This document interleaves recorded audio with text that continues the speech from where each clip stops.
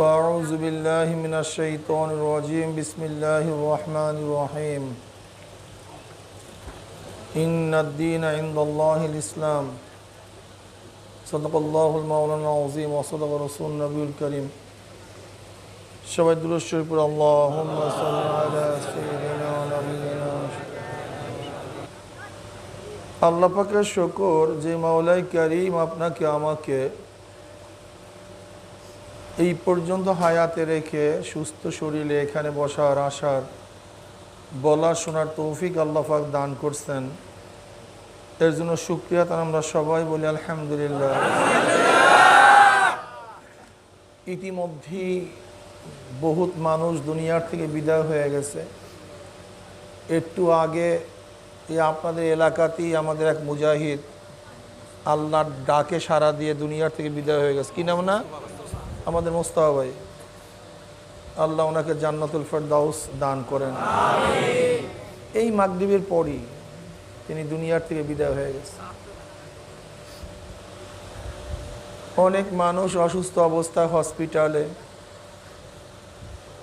অনেক মানুষ জেলখানায়, অনেক মানুষ দূর অবস্থায়। আল্লাহ পাক রব্বুল আলামিন আপনাকে আমাকে এই সমস্ত বিপদ আমাদের মধ্যে না রেখে সুস্থ রেখে ঝামেলা মুক্তি করে কোরআন ও হাদিসের মাজলিসে আসার তৌফিক দান করছেন, বহুত বড় নেয়ামত। এই জিকিরের মাজলিস তো এমনি অনেক দামি মাজলিস, অনেক দামি।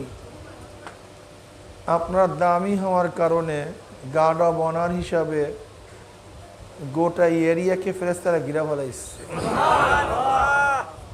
অনবরত আল্লাহ পাক রব্বুল আলামিন মাজলিস বা রহমত সাকিনা বর্ষণ করতেছেন। আপনাদেরকে নিয়ে আল্লাহ পাক রব্বুল আলামিন ফেরেশতাদের মধ্যে আলোচনাও শুরু করছেন। ওয়ান আবি হুরায়রা রাদিয়াল্লাহু তাআলা আনহু ওয়ান আবি সাঈদ খুদরী রাদিয়াল্লাহু তাআলা আনহু আন্নাহুমা শাহিদা আলা রাসূলিল্লাহি সাল্লাল্লাহু আলাইহি ওয়াসাল্লাম আন্নাহু ক্বাল لا يقعد قوم يذكرون الله تعالى إلا حفتهم الملائكة وغشيتهم الرحمة ونزلت عليهم السكينة وذكرهم الله في من عنده رواه মুসলিম। যখন জাকিরিন জিকিরের মাজলিসে বসিয়া যায়, জাকিরিন জিকিরের মাজলিসে বসিয়া যায়, তাদের সম্মানার্থে গোটা এরিয়াকে ফেরেশতারা ঘিরে ফেলায়। অনবরত আল্লাহ পাক রহমত এবং সাকিনা বর্ষণ করতে থাকেন এবং আল্লাহ পাক রব্বুল আলামিন জাকিরিন থেকে নিয়ে ফেরেশতাদের মধ্যে আলোচনাও শুরু করেন। পড়েন ভাই সুবহানাল্লাহ। একবার সুবহানাল্লাহ পড়ার সাথে সাথে আমলনামায় 1000 নেকি লেখা হয়ে যায়। একবার সুবহানাল্লাহ পড়ার সাথে সাথে আমলনামার থেকে 1000 গুনাহ ঝরে যায়। কিরে ভাই, লাভ আইটেম না লস আইটেম? ইসলামের সবই লাভ। ইসলামের মধ্যে লস বলতে কোনো আইটেমই নেই, সব লাভ আর লাভ, ঠিক না? এই মাজলিস থেকে বিদায় হবেন, যখন উঠবেন, ওঠা শুরু করবেন, আল্লাহ পাক রব্বুল আলামিন ফেরেশতাদেরকে ডাক দিয়ে বলবেন, ঘোষণা দিয়ে দাও, তোমরা সাক্ষী থাকো, উশহিদুকুম আন্নী কদ গাফারতু লাহুম, তোরা সাক্ষী থাক, গোটা মাজলিসের বান্দাদের গুনাহ খাতা সব মাফ করে দিস। এই মাজলিস অনেক গুরুত্বপূর্ণ, অনেক দামি।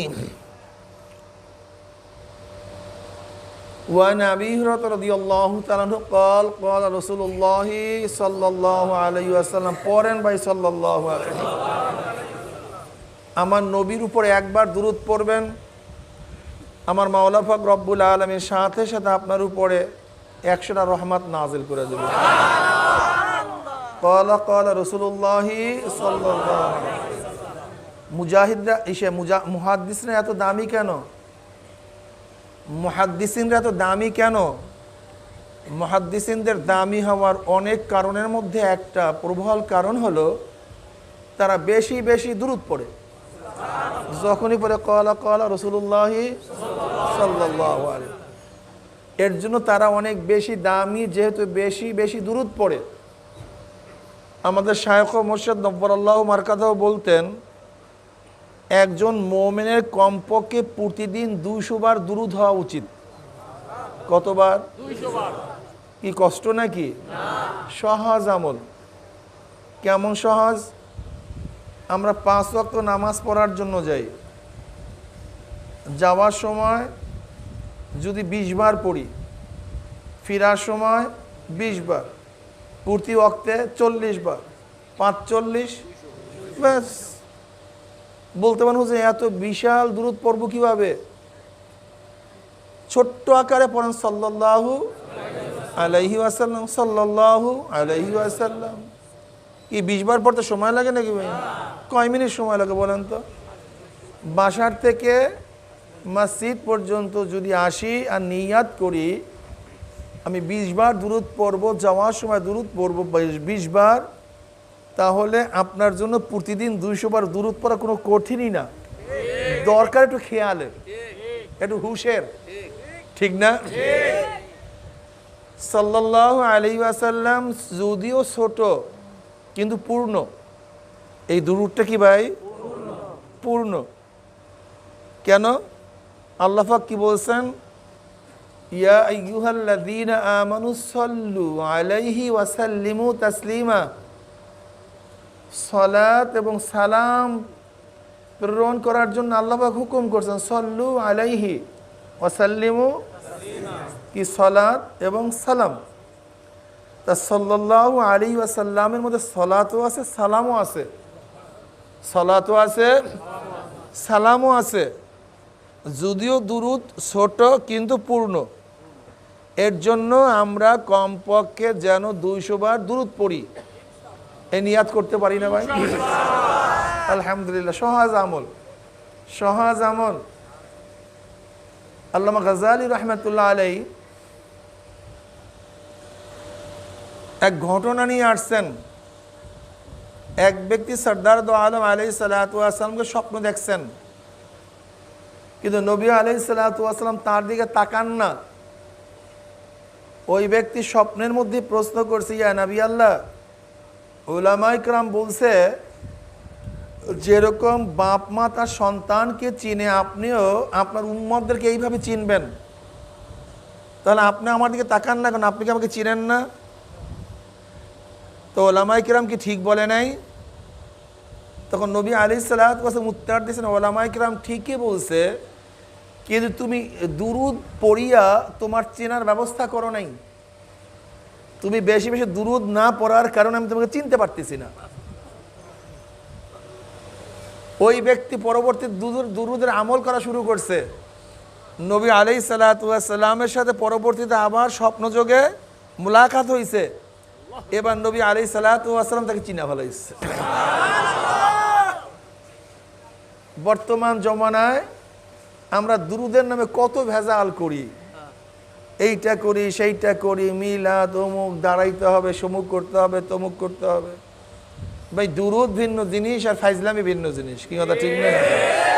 দুরূদ ভিন্ন জিনিস, ফাইজলামি ভিন্ন জিনিস। ওয়ান আবি হুরায়রা রাদিয়াল্লাহু তাআলা আনহু قال قال رسول الله صلى الله عليه وسلم قال الله عز وجل أنا عند ظن عبدي بي وأنا معه إذا ذكرني فإن ذكرني في نفسه ذكرت في نفسي وإن ذكرني في ملأ ذكرت في ملأ خير منهم وإن تقرب إلي شبرا تقربت إليه ذراعا وإن تقرب إلي ذراعا تقربت إليه باعا وإن آتاني يمشي أتيته هرولة। সিয়াসাতটা সমস্ত হাদিসের কিতাবের মধ্যে এই হাদিসে কুরসিখানে আসছে। আল্লাহ পাক হাদিসে কুরসির মধ্যে ফরমান, বান্দা যখন তুমি আমার একা একা জিকির করো, আমিও তখন তোমার একা একাই জিকির করি।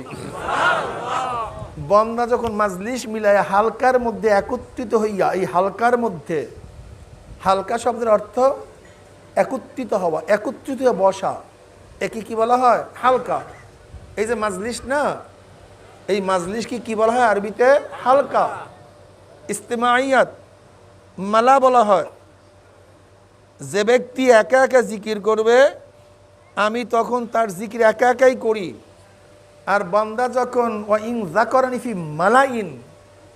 মালাইন মাজলিসের মধ্যে, হালকার মধ্যে, ইস্তেমাইয়াত জিকিরের মধ্যে, মাজলিসের মধ্যে বান্দা যখন আমার জিকির শুরু করে আমি তাদের চেয়ে উত্তম মাজলিস ফেরেশতাদের মাজলিসের মধ্যে তাদের জিকির শুরু করিয়া দেই।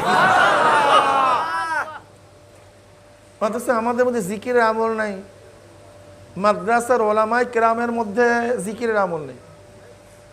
তোলাবারা তো জিকির জানেই না, করেই না, জিকির করাকে পছন্দ করে না। এর কারণটা কি?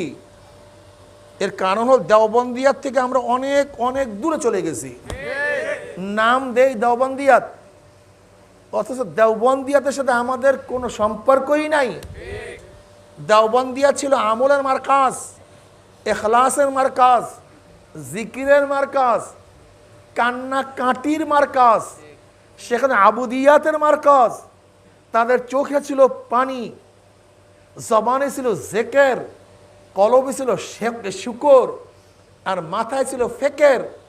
আর আমাদের এখন জবানে গিবাত শেকায়েত, মাথার মধ্যে দুনিয়ার সব চিন্তা ফেকের, কলবের মধ্যে কোনো জিকির আজকার কিছুই নেই, আছে হিংসা এবং হাসাদ।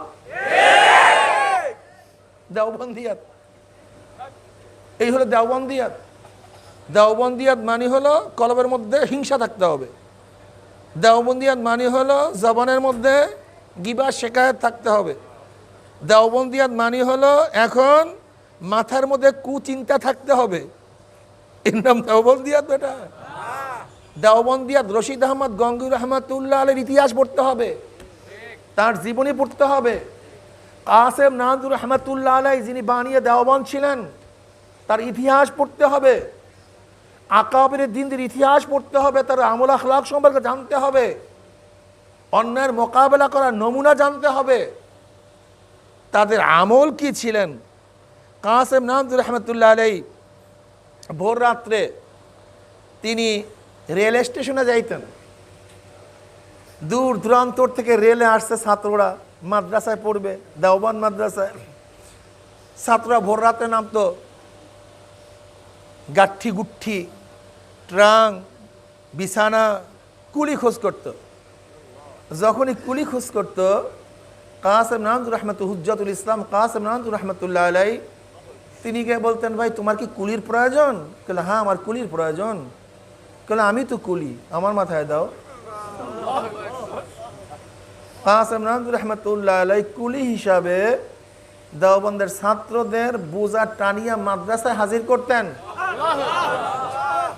বর্তমানে কি অবস্থা বলেন? হ্যাঁ, রশিদ আহমদ গঙ্গুর রহমাতুল্লাহ সারফুরুস ছিলেন দেওবন্দের। এই রশিদ আহমদ গঙ্গুর রহমাতুল্লাহ আলাইহি হাজী সাহেব রহমাতুল্লাহ আলাইহির কাছে যখন বয়াত হইলেন, হাজী সাহেব রহমাতুল্লাহ আলাইহি যখন ভোর রাত্রে জিকির করা শুরু করছেন, তিনিও তার সাথে জিকির করা শুরু করছেন। হাজী সাহেব রহমাতুল্লাহ আলাইহি বললেন, রশিদ আমার তো মনে হয় অনেক পুরান জাকিরিনদের মতো তুমি জিকির করলা। এই যে জিকির শুরু হয়ে গেছে, হযরত রশিদ আহমদ গঙ্গুই রহমাতুল্লাহ আলাইহির মধ্যে তাজকিরাতুর রশিদিয়ার মধ্যে পড়া দেখেন তার হালাত কি ছিল, তার অবস্থান কি ছিল। ফকিহুন নাফস ছিলেন তিনি, সিয়াসাত তার কিতাব একা পড়াইতেন। কাসেম নানদুর রহমাতুল্লাহ আলাইহি কোনোদিন কিন্তু দেওবন্দে পড়ান নাই, দেওবন্দে তিনি পড়ান নাই। রশিদ আহমদ গঙ্গুই রহমাতুল্লাহ আলাইহি বৎসরের শুরুর থেকে বৎসরের শেষ পর্যন্ত একাই সিয়াসাত তার সমস্ত হাদিসের কিতাব একা পড়াইতেন। তাদের ইবাদতের অবস্থা দেখো, বুখারী শরীফ পড়তেছি, ইমাম বুখারী রহমতুল্লাহ ইবাদতের অবস্থা দেখেন, ইমাম মুসলিম রহমতুল্লাহ ইবাদতের অবস্থা দেখেন। আর আমাদের নিজেদের চরিত্রের সাথে মিলান যে আমাদের অবস্থা কি, তাদের অবস্থাটা কি। তাদের কলবের মধ্যে ছিল তাকওয়া, তাওয়াজু, আল্লাহ পাক রব্বুল আলামিনের শুকর, সবর। আর আমাদের মধ্যে যত কুটিলতা, শয়তানি, বদমাশি, আমরা ফরজ তরক করি, দেওবন্দি দাবি করি, বেপর্দা হই, দেওবন্দি দাবি করি, হারামের মধ্যে লিপ্ত হই, দেওবন্দি দাবি করি। দেওবন্দে পড়ার নাম দেওবন্দি না, দেওবন্দের মাসলাক অনুযায়ী চলার নাম দেওবন্দি। নবী আলাইহিস সালাতু ওয়াস সালামের দরবারে কেউ বসলেই সাহাবী হয় না, তার পিছনে নামাজ পড়লেই সাহাবী হয় না, তার মাজলিসে বসলেই কেউ সাহাবী হয় না, বরং সরদার দো আলম আলাইহিস সালাতু ওয়াস সালাম যে নীতি ও আদর্শ লালন পালন করছেন, সেই নীতি ও আদর্শ লালন পালন করার নাম সাহাবী। নয়তো আব্দুল্লাহ ইবনে উবাই ইবনে সুলুল তো তার দর্শে ছিলেন, তার পিছনে নামাজ পড়ছেন, সাহাবী বললেন না কেন? তার আদর্শ নীতি গ্রহণ করেনি। ফাইজলামি, ঠিক না?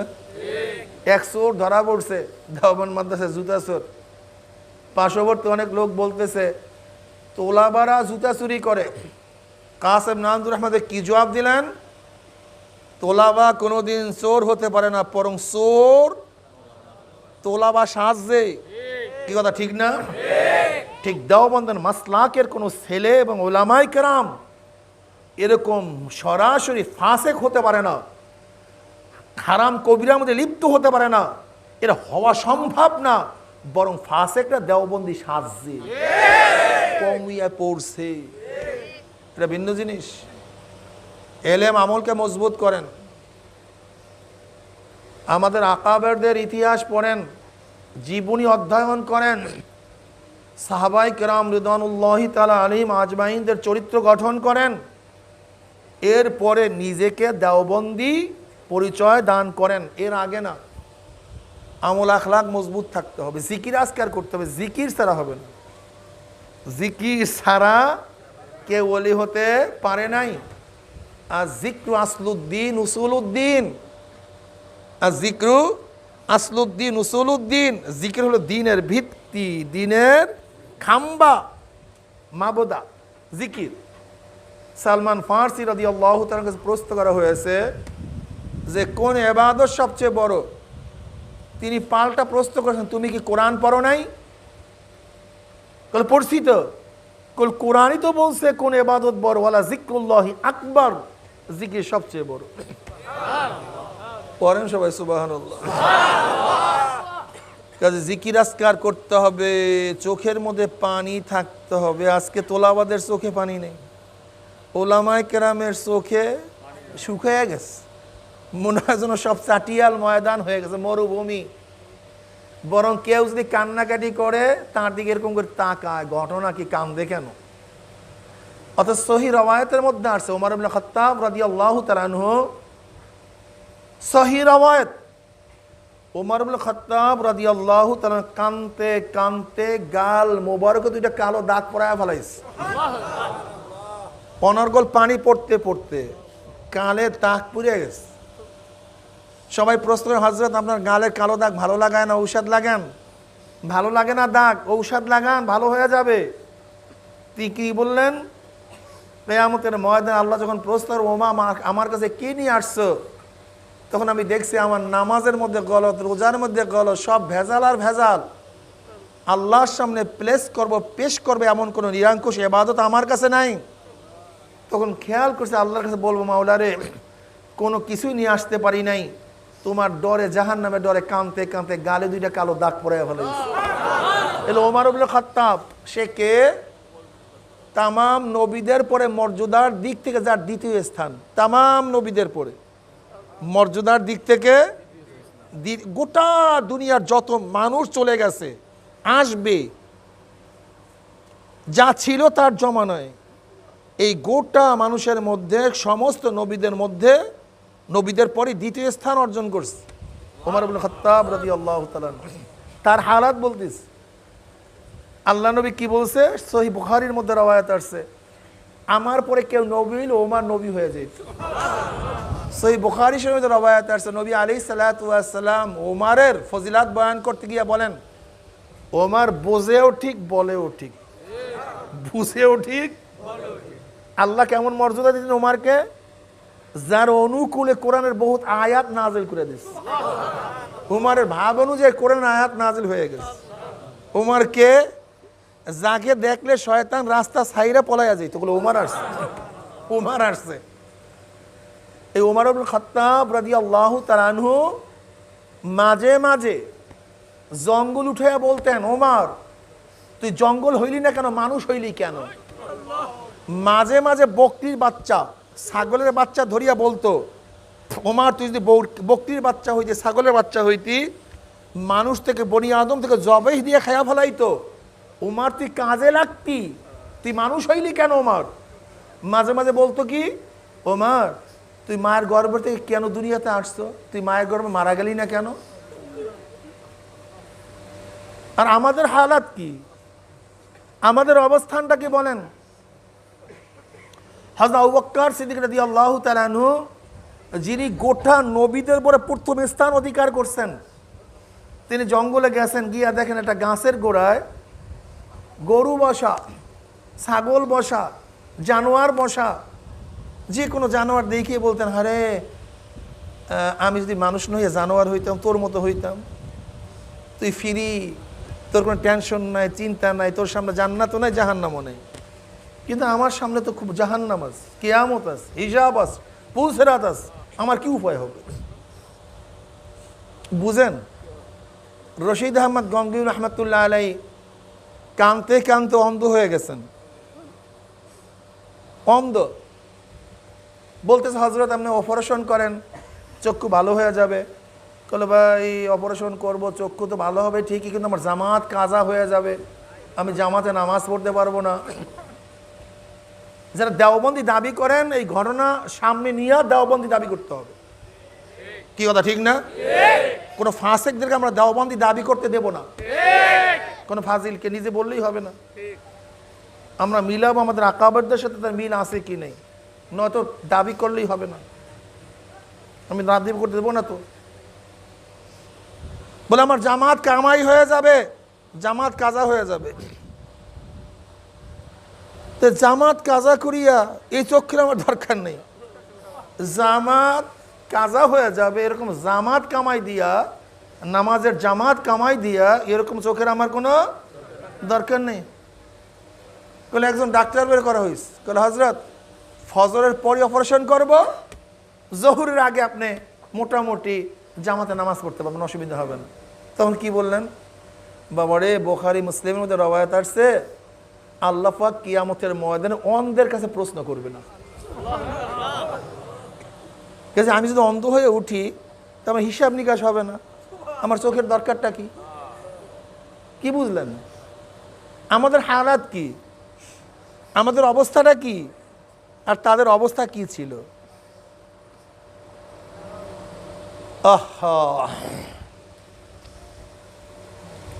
হযরত থানবী রহমতুল্লাহ আলাইহি, যাকে হাকিমুল উম্মাত বলা হয়, উম্মতের ডাক্তার, উম্মতের চিকিৎসক,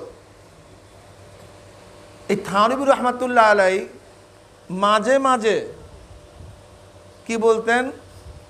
তিনি বলতেন, যদি আল্লাহ পাক রব্বুল আলামিন আমাকে মাফ করিয়া জান্নাতি লোকের জুতা বানায়া দেয়, জান্নাত দরকার নেই, যদি জান্নাতি লোকের জুতা বানায়া দেয়, এইটা আমার জন্য অনেক খুশনসিব, দামি কপাল।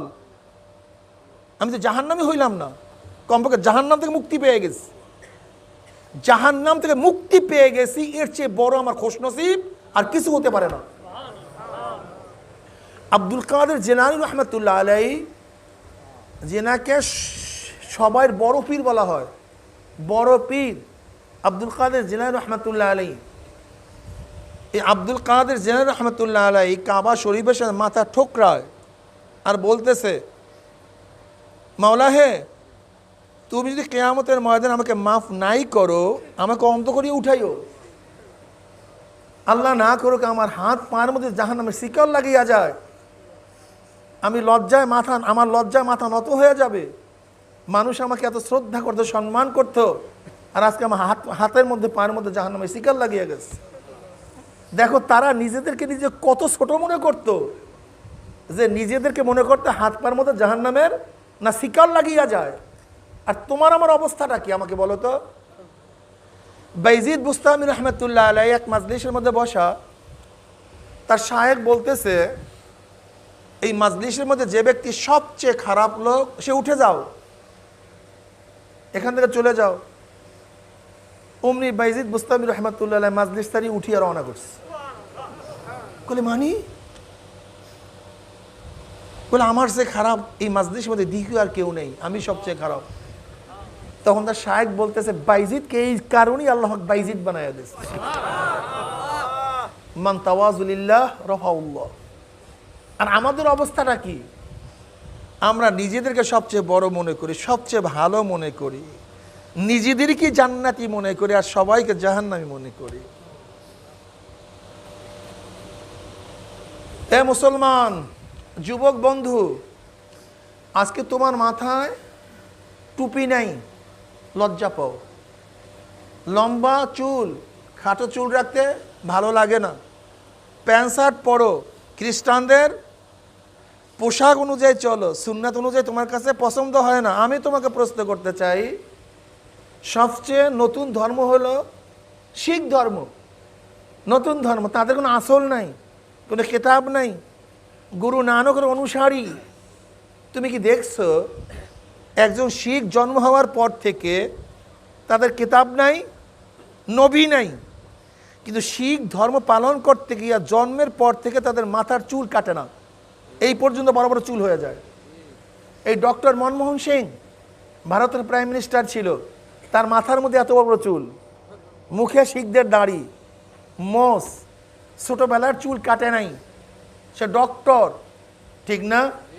যদি ডক্টর মনমোহন সিং এবং শিখেরা তাদের ধর্ম পালন করতে গিয়ে ছোটবেলার থেকে মাথায় শিখদের চুল রাখতে পারে, শিখদের মোষ রাখতে পারে, শিখদের দাড়ি রাখতে পারে, কপাল পরার গোষ্ঠী, তুই কেন মদিনাওয়ালার দাড়ি রাখতে পারবা না? মদিনাওয়ালার পোশাক কেন পরতে পারবা না? মদিনাওয়ালার সুরাত কেন ধরতে পারবা না? তোমার চেয়ে বদনসিব কপাল পোড়া কেউ হতে পারে না। বদনসিব কপাল পোড়া। যদি শিখদের কোনো আসল না থাকে, ভিত্তি না থাকে, এরপর শিখ ধর্ম পালন করতে গিয়ে যদি সেই গরমের মধ্যে একটা পট্টি পরিয়া থাকে, গরম, চরম গরম, এরকম মোটা পট্টি, তার গোটা দুনিয়ার মধ্যে সেই পট্টি পরিয়া হাঁটতেছে, মোষ রাখিয়া চলতেছে, দাড়ি রাখিয়া চলতেছে, লজ্জা নাই। অথচ তাদের কোনো আসল নাই, ভিত্তি নাই, কিতাব নাই, নবী নাই। যদি শুধু শিখ ধর্ম পালন করতে গিয়া শিখদের লেবাস ধরতে পারে, শিখদের সাজে সজ্জিত হতে পারে, তাই কপাল পোড়া তুই মুসলমান হয়ে, আল্লাহ নবীর উম্মাত হয়ে, যাদের কাছে সবচেয়ে অথেন্টিক কিতাব, যে কিতাবের মধ্যে ভুল নাই, যাদের নবী গোটা নবীদের মধ্যে সর্দার, গোটা মানুষের মধ্যে শ্রেষ্ঠ, যে সমস্ত মানুষের মধ্যে, মাখলুকাতের মধ্যে শ্রেষ্ঠ, সমস্ত ফেরেশতাদের মধ্যে শ্রেষ্ঠ, যিনি জান্নাতে ঢোকার আগ পর্যন্ত কাউকে জান্নাতে ঢুকানো হবে না। কিয়ামতের ময়দানে যে ব্যক্তি সুপারিশ কোবরা প্রথম সুপারিশ করবেন, তার আগে সুপারিশ করার সাহস কেউ পাবে না। যার কাছে হাউজে কাউসারে পানি থাকবে, সেই সরদার দু আলমের উম্মত হয়ে তোমার মুখে দাড়ি থাকবে না কেন? কপাল পরা, মাথায় টুপি থাকবে না কেন? হ্যাঁ, কপাল পুড়ছে।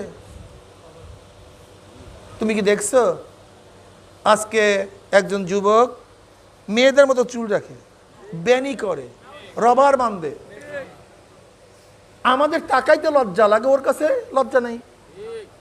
কথা বলেন না কেন?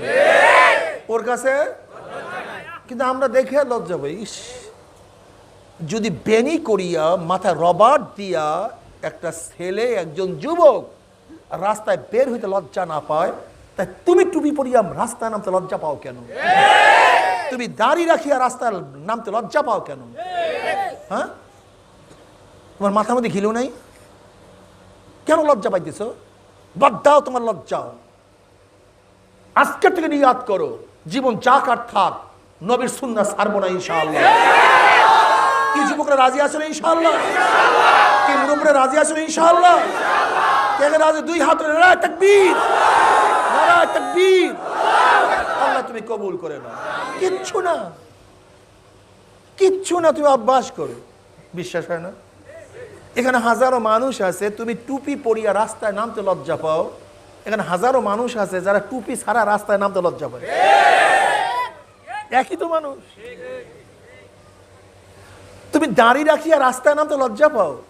এখানে হাজারো মানুষ আছে, তুমি ডান হাতে 1000 কোটি টাকা দিয়া দিবা, 1000 কোটি টাকা ডান হাতে দিবা, আর বলবা দাড়ির মধ্যে পোষ লাগাও। ওর টাকার মধ্যে লাথি মারবে, দাড়ির মধ্যে পোষ মারবে না। একই মানুষ। শুধু কলব ঠিক করো, কলবটাকে ঠিক করো, আর কিচ্ছু না, শুধু কলব। তুমি কলবটাকে ঠিক করো। তুমি আজকে প্যান্ট শার্ট পরিয়ে হাঁটতে মজা পাও, সুন্নাতি জামা পরিয়ে রাস্তায় বের হতে লজ্জা পাও। এখানে হাজারো মানুষ আছে, ধরে নেন তো আমাকে কত হাজার কোটি টাকা দিলে আমি প্যান্ট শার্ট পরিয়ে রাস্তায় নামতে পারবো? আমাকে বলেন তো, কথা বলেন। একই মানুষ, একই মানুষ। আপনারাই বলেন সম্ভব না, অথচ আমার কলব সম্পর্কে আপনারা জানেনই না। কিন্তু আপনাদের ধারণা কি যে হুজুরকে দুনিয়া দিয়ে দিল প্যান্ট শার্ট পরে রাস্তায় নামতে? তা তুমি পারবা না কেন? তুমি সুন্নাত অনুযায়ী চলতে পারবা না কেন? কারণটা কি? আমিও যেই মাওলার সামনে দাঁড়াবো, তুমি তো একই মাওলার সামনে দাঁড়াবা। তুমি যেই নবীর সুপারিশের কামনা করো, আমি সেই একই নবীর তো সুপারিশের কামনা করতেছি। তুমি যে নবীর হাউজে কাউসারের পানি পান করার জন্য অপেক্ষায় আছো, আমিও তো একই নবীর হাউজে কাউসারের পানি পান করার জন্য অপেক্ষায় আছি। হ্যাঁ, তুমি যেই নবী দাঁড়ায়া থাকবে পুলসিরাতের কিনারায়, বুখারীর মধ্যে রওয়ায়াত আসছে না? কি রওয়ায়াত আসছে? নবী আলাইহিস সালাতু ওয়াস সালাম, বুখারীর মধ্যে রওয়ায়াত আসছে, দীর্ঘ এক রওয়ায়াত। নবী আলাইহিস সালাতু ওয়াস সালাম পুলসিরাতের কিনারায় দাঁড়ানো থাকবে, গোড়ায় দাঁড়ানো থাকবে। এবার বলবে আমার উম্মতরা পাড়ি দে, আমার নবী দাঁড়ানো, পাড়ি দে। সরদার দো আলম আলাইহিস সালাতু ওয়াস সালাম ফরমানে হাদিসের মধ্যে, একদল উম্মতের ঈমান আমল এত মজবুত হবে, এই 30,000 বছরের পুলসিরাত কাল পার্ক বা বের্ক যেরকম আসমানে বিজলি চমকাবার সাথে সাথে তার আলো দুনিয়াতে পুষিয়া যায়, একদল উম্মতের ঈমান আমল এত মজবুত হবে 30,000 বছরের রাস্তা পুলসিরাত 1 সেকেন্ডের মধ্যে পাড়ি দিয়ে চলে যাবে। খালি ফায়ার ধাম 1 সেকেন্ডের মধ্যে। যাদের ঈমান আমল একটু দুর্বল হবে, জোরে চলনেওয়ালা গতির বাতাসের গতিতে পুলসিরাত পাড়ি দিয়া মাওলার জান্নাতে চলে যাবে। একদল উম্মত তেজ রপ্তা ঘোড়ার মতো দ্রুত গতিতে পুলসিরাত পাড়ি দিয়া মাওলার জান্নাতে চলে যাবে। একদল উম্মত হাঁটিয়া হাঁটিয়া, কেউ গাদার মতো চড়িয়া চড়িয়া, গাদার পিঠে চড়িয়া চড়িয়া পুলসিরাত পাড়ি দিয়া মাওলার জান্নাতে চলে যাবে। দাঁড়ানো থাকবে কে? পুলসিরাতে কিনা দাঁড়ানো থাকবে কে? আমার নবী তোমাকে নাসি নে, তোর তো দাড়ি নাই, টুপি নাই, সুন্নতি জামা নাই, নবীকে পছন্দ করো নাই, তার সুরাত তোমার কাছে ভালো লাগে নাই, ওই হলিউডের নায়কদের চুল অনুযায়ী তোমার কাছে ভালো লাগছে, চুল অনুযায়ী নিজের চুলকে সাজাইতে ভালো লাগছে। মান তাশাব্বাহা বিকওমিন ফাহুয়া মিনহুম, যার সাথে যার মুহাব্বত তার সাথে তার কিয়ামত। কি বলেন তো, যার সাথে যার মুহাব্বত। কিরে দোস্ত, তুই এই রঙের এই ডিজাইনের চুল কাটলি কেন? বলে বলিউডের অমুক নায়ক এই ডিজাইনের চুল কাটছে। হ্যাঁ, কিরে দোস্ত তুই এই পোশাক চুজ করলিস কেন? বলে আর্জেন্টিনার অমুক খেলোয়াড় এই পোশাক পরছে। কিরে মা তুই এই ডিজাইনের জামা, তোর প্যাট পিস সব চিনায়। বলে বোম্বে নায়িকা এই ডিজাইনের পোশাক চুজ করছে। কার সম্পর্ক তোমার সাথে? বলো, তুমি নিজেই বলো, তুমি নিজেই বলো। তোমরা যারা চুলের বিভিন্ন এই জায়গায় যা কামাও, এই জায়গায় যা রাখো, ঘোড়ার পালের মতো রাখো, লেজের মতো রাখো, কুত্তার লেজের মতো রাখো, চুলের মাঝে কি নাই? কথা বলে না কেন? চুলের ডিজাইনের কোনো শেষ নাই। আমাকে দেখা হতো এই সেলুনের মধ্যে এই যাদের নমুনা দেখিয়ে চুল কাটতেছো, একটাও কি আমার নবীর নমুনায় চুল রাখা আছে ওই জায়গায়? কার নমুনা রাখছো গাদা? কার নমুনায়? সব খ্রিস্টান, ইহুদি, নাস্তিক, বদমাশদের ডিজাইনে চুল কাটছে। মুসলমানের চুল থাকবে সব সমান। কি কথা ঠিক না? এদিকেও সমান, এদিকেও সমান, এদিকেও সমান। কথা ঠিক না? সমান থাকে, এটার মধ্যেই মজা, ঠিক না?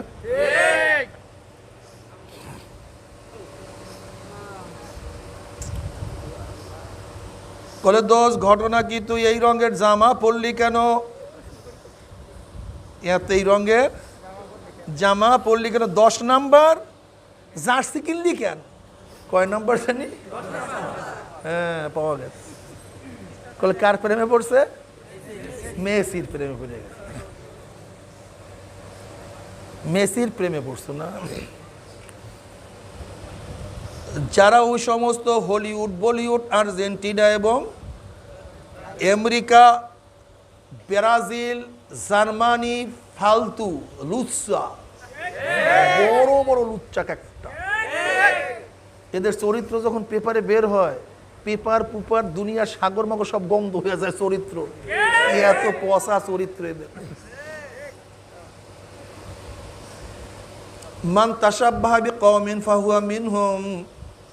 তোমার মাথার সাথে মদিনাওয়ালার কোনো মিল নাই, চেহারার সাথে মদিনাওয়ালার কোনো মিল নাই, তোমার পোশাকের মধ্যে মদিনাওয়ালার কোনো মিল নাই, তোমার ঘরের মধ্যে মদিনাওয়ালার কোনো ছাপ নাই, তোমার ব্যবসার মধ্যে সুন্নাতের কোনো নমুনা নাই, তোমার রাজনীতির মধ্যে তো মদিনাওয়ালাকে বাঁশ দাও 24 ঘন্টা। শয়তান। আমার নবীর পুলসিরাতে কাছে দাঁড়ানো থাকবে, এই পুলসিরাত পার দেবা তুমি? হ্যাঁ,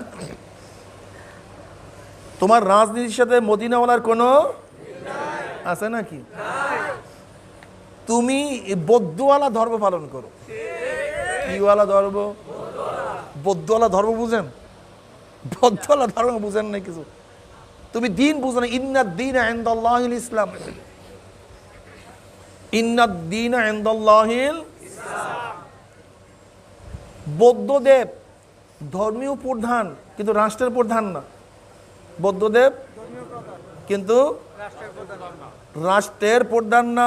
লক্ষ্মী ধর্মীয় প্রধান কিন্তু রাষ্ট্রের প্রধান না। গণেশ ধর্মীয় প্রধান কিন্তু রাষ্ট্রের প্রধান না। রাম রামায়ণ ধর্মীয় প্রধান কিন্তু রাষ্ট্রের প্রধান না।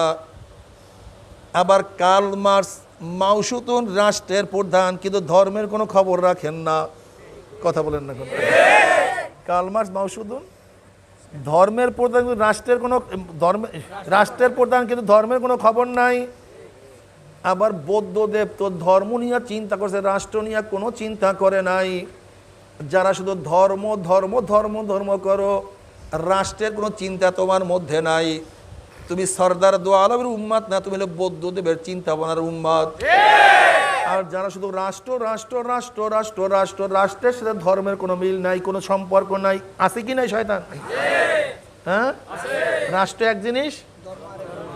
তুমি Karl Marx, Mao Tse Tung, Socrates, Plato, Abraham Lincoln এদের মুরিদ, এদের উম্মাদ আমার নবীর উম্মাদ হতে পারো না। তোমার মাথা শুধু রাষ্ট্র আর রাষ্ট্র, ধর্মের কোনো টেনশনই নেই।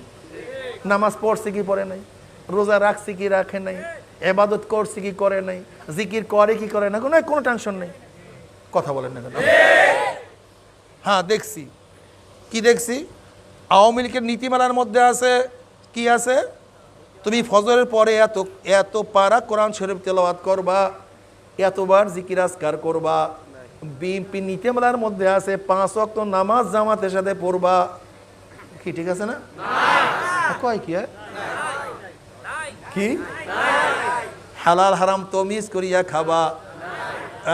জাতীয় পার্টির মধ্যে আছে দাড়ি ঠিক মতো রাখবা, টুপি ঠিক মতো মাথায় দিবা। হ্যাঁ, কারণটা কি? শুধু রাষ্ট্র। কথা বলেন না কেন? ধর্মের কোনো, তার মানে সে বুঝাতে চায় কবরের টেনশন আমাদের মাথার মধ্যে নেই। কবরের টেনশন আমার মাথার মধ্যে নেই। ঠিক না? রাগটা করছেন নাকি? অথচ একজন মুমিনের সবচেয়ে বড় টেনশন কি ভাই? সবচেয়ে বড় টেনশন কবর। আর তুমি এমন দল করো যার মধ্যে কবরের কোনো চিন্তাই নাই। ওরা গোল্লায় গেছে কবর টবর থতো দিয়ে ফালাইয়া, মৌলবী কাজ আমাদের না, ফালা তুই। কি কথা ঠিক না?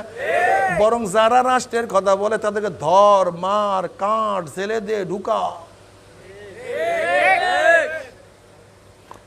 তোমাকে কি করছে? তুমি জন্ম হয়েছো মুসলমানের ঘরে, কিন্তু আমার নবীর সুন্নাত উঠাইয়া থুক মারো। টুপির মধ্যে শয়তান ঢুকছে। আমার নবীর চেহারাওয়ালাদের দাড়ি ধরিয়াই আর কি ফাইজলামি করো। আরে কপাল পোড়া, ওরে কপাল পোড়া।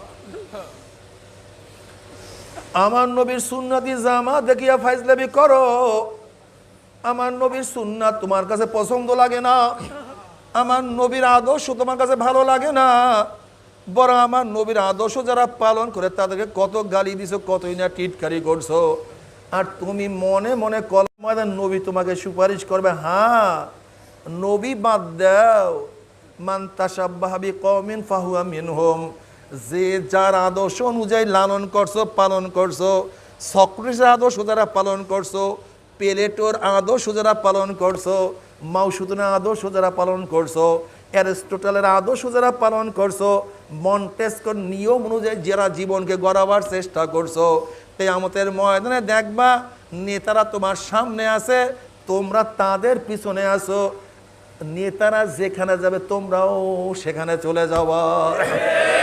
আর আল্লাহ পাকের শুকর, যারা টিটকারি ফাইজলামি সহ্য করিয়া টুপি মাথায় দিছ, সুন্নাত অনুযায়ী জিন্দেগি করছো, 5 ওয়াক্ত নামাজ ঠিক মতো পড়ছো, রোজাও সারনায় পর্দা ঠিক মতো করছো, হালাল হারাম তমিজ করিয়া খাইছো, কোনো খোদাদ্রোহী দলের কাছেও যাও নাই, আল্লাহর জমিনে আল্লাহর হুকুমাত পালন করার জন্য জীবনটাকে বিসর্জন দিয়ে দিছো, জেল খাটছো, অত্যাচার সহ্য করছো, খোদার কসম করিয়া বলিয়া তুইয়া গেলাম কিয়ামতের ময়দানে আল্লাহর রাসূল আলাইহিস সালাতু ওয়াস সালাম সামনে থাকবে, উলামায়ে কেরাম আমাদের সামনে থাকবে, তারা যেখানে যাবে আমরাও সেখানে চলে যাব ইনশাআল্লাহ। আল্লাহ তুমি কবুল করিয়া নাও। এর জন্যই তো পারি না। কি পারি না? টুপি ছাড়তে পারি কিন্তু ছাড়ি না, জামা ছাড়তে পারি কিন্তু ছাড়ি না, দাড়ি কাটতে পারি কিন্তু কাটি না। কি কাটতে পারি কি পারি না? নাকি আমরা দাড়ি কাটতে পারি না? পারি না তা না, পারি কিন্তু কাটি না। টুপি ছাড়তে পারি না তা না, পারি কিন্তু ছাড়ি না। প্যান্ট শার্ট পরতে পারি না তা না, পরতে পারি কিন্তু পরি না। আওয়ামী লীগ বিএনপি জাতীয় পার্টি করতে পারি না। কেন? আওয়ামী লীগ বিএনপি লিডাররা কি আমাদের সে জ্ঞানী নাকি? সাহসী? যোগ্যতা বেশি? হ্যাঁ, কোন দিক থেকে আমার দেশে তারা চ্যালেঞ্জে আগায়া যাবে? পারি না তা না, পারি কিন্তু। কারণটা কি? আমরা চিন্তা ভাবনা করছি দুনিয়া কিছু না, দুনিয়া একটা স্বপ্নের জিন্দেগি। কবে জন্ম হইলাম, কবে দাঁত উঠলো, কবে দাঁত পড়লো, আবার কবে তৃতীয়বার দাঁত উঠলো, কবে কোন তারিখের থেকে চেহারার মধ্যে দাড়ি ওঠা শুরু করলো, আবার কাঁচা দাড়ির মধ্যে কোন রং তুলি সাদা রং লাগানো শুরু করলো, কে চোখের পাওয়ার হরণ করতে আছে, কে হাতকে দুর্বল করিয়া ফেলাইতে আছে, কে পা শক্তি রহিত করিয়া ফেলাইতে আছে। যেরকম বিকালবেলার রাখাল গরু ছাগলগুলি হাঁকাইতে হাঁকাইতে গোয়াল ঘরের দিকে নিয়ে যায়, ঠিক কি যেন তোমাকে আমাকে পিছন থেকে হাঁকাইতে হাঁকাইতে হাঁকাইতে হাঁকাইতে কবরের দিকে নিয়ে যাওয়া।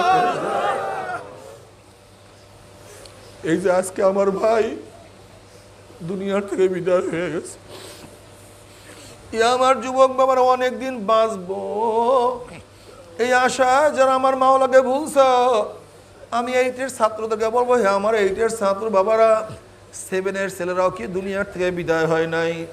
এ আমার 7-এর ছাত্র বাবারা, 6-এর সন্তানকে দুনিয়ার থেকে বিদায় হয় নাই? 5-এর ছেলেরাও কি দুনিয়ার থেকে বিদায় হয় নাই? জন্ম হওয়ার পরে বহুত বাচ্চা দুনিয়ার থেকে বিদায় হয়ে গেছে। বড় ভাইয়ের সামনে ছোট ভাই দুনিয়ার থেকে বিদায় হয়ে গেছে। বাবাও কত সন্তানের লাশ কাঁধে নিয়ে কবরে দিয়ে আসছে। বাবার কান্দে সন্তানের লাশ, দাদার কান্দে নানার কান্দে নাতির লাশ। বাবার দুনিয়া কিছু না, দুনিয়া কিছু না। আল্লাহ আল্লাহ, दुनिया क्या दोस्ती मिस्ल कागज फूल है, ज़ाहिरी में खुशनमा है, हकीकत में कुछ नहीं। আসলে কিছু না, দুনিয়া কিছু না, দুনিয়া কিছু না। আল্লাহ না করুক গুনাহকে যদি মাফ না করিয়া কবরে যাও, আল্লাহ তুই আমাদের সবাই গুনাহ খাতা মাফ করিয়া দাও। আল্লাহ আমাদের সবাই গুনাহ খাতা মাফ করিয়া দাও। আল্লাহ গুনাহ নিয়ে কাউকে খবরই নিও না। যদি গুনাহ খাতা মাফ না করিয়া মাওলার কবরে যাও, নবী আলাইহিস সালাতু ওয়াস সালাম ফরমান, কোন কোন নাফরমানের কবরের দুই পাশে মাটি এত জোরে চাপ মারবে, চাপের শুনে এক পাঁজরের হাঁটি আর এক পাঁজরে লাগাইয়া ফেলাইবে। নবী আলাইহিস সালাতু ওয়াস সালাম ফরমান, কোন কোন নাফরমানের কবরের মধ্যে একটা নয় দুইটা নয় 99টা সাপ জমা হয়ে যায়। সাপের পেছে নাফরমানের হাড্ডি গুডি কটমট কটমট করে ভাঙতে থাকবে। নাফরমান দিশা বিশা না পাইয়া দুই হাত দিয়ে শুধু সাপের প্যাঁচ ছাড়াইতে থাকবে। সাপের জবান খুলিয়া যাবে। সাপ বলবো রে খবি, দুনিয়া তোমার মাওলার হুকুম মানুষ নাই, নামাজ পড়তে ভালো লাগে নাই, রোজা রাখতে পছন্দ করো নাই, পর্দা করস নেই, সুন্নাত তোর কাছে পছন্দ হয় নাই, আজকে মাওলার হুকুম হয়ে গেছে কামড়াবার জন্য, আজকে আর উপায় পাবি না। আল্লাহ আল্লাহ তুমি আমাদের সবাইকে মাফ করিয়া দাও। এই কবরের মধ্যে হাজার হাজার বছর থাকতে হবে। এরপর আল্লাহ পাক সবার আমল নামা ওজন করবে। কাউকে জান্নাত কাউকে জাহান্নামের ফয়সালা দিয়া দিবে। জাহান্নামের মধ্যে জাহান্নামের জ্বলতে জ্বলতে কলিজা শুকাইয়া যাবে, জিভটা শুকাইয়া যাবে, পানি পানি করে চিল্লাইতে থাকবে। আল্লাহ পাক বলবে, হে ফেরেশতারা, এই নাফরমানকে দুনিয়াতে কত নিয়ামত ভোগ করাইছি, ওয়াইন তাউদ্দু নি'মাতাল্লাহি লা তুহসুহা, আমার এত নিয়ামত খাইয়া লইয়া যারা আমার হুকুম মানে নাই, ওই জাহান্নামের জন্য ঠান্ডা জাতীয় ঠান্ডা পানির ব্যবস্থা রাখি নাই, লা ইয়াযুকুনা ফিহা বারদা ওয়ালা শারাবা ইল্লা হামিমা গাসসাকা জাযাউ ইফাকা, আমি ওদের জন্য গরম পুজ এবং গরম পানির ব্যবস্থা রাখছি। ওই পানি এবং পুজ এত গরম হবে, যখন জাহান্নামের চেহারার সামনে পানি এবং পুজ নিয়ে আসা হবে, পানি এবং পুজের গরমের চেহারার চামড়াটা খুলিয়া জাফাত করে পড়িয়া যাবে। এরপর পানির তৃষ্ণা মিটবে না, যখন ডক ডক ডক করে পানি এবং পুজ গিলিয়া খাইয়া ফেলাইবে, পেটের মধ্যে গিয়া নারী বুড়ি সব জ্বালাইয়া পোড়াইয়া গলাইয়া পিছনের রাস্তা দিয়া জুব জুব করে ফালাইয়া দিবে। আল্লাহ পাক কালামে পাকের মধ্যে ফরমান, লা ইয়ামুতু ফিহা ওয়ালা ইয়াহইয়া, মানুষ মরবেও না, মানুষ বাঁচবেও না, জীবন বাহির হবে কিন্তু বাহির হবে না। বাবারা সহ্য করতে পারবি? ওই জাহান্নামের এক সেকেন্ড না যাবো, কেউ তো সহ্য করতে পারবো না। তবে মুমিন মুসলমান বলতে সবাইরই মনে চায় গুনার থেকে ফিরিয়া নেক আমল করিয়া মাওলার জান্নাত কিন্তু সবাইরই যাইতে মনে চায়। গুনাহ নিয়া মাওলার জাহান্নামে কাউরে কিন্তু যাইতে মনে চায় না। কিন্তু কেনই বা আমরা নেক আমল করতে পারি না, কেনই বা গুনার কাম ছাড়তে পারি না? এর মূল কারণ হলো আপনার এবং আমার পিছনে নফস এবং শয়তান লাগিয়া রইছে। এই নফস এবং শয়তান থেকে ফেরার জন্য যে কোনো একজন হাক্কানি আল্লাহর ওলির হাতে হাত দিতে হবে রে বাবা। খবরদার, বর্তমান জমানা পীর মুরিদে ভেজাল, ব্যবসা, দলাদলি, হিংসা হাসাদে পরিণত হয়ে গেছে।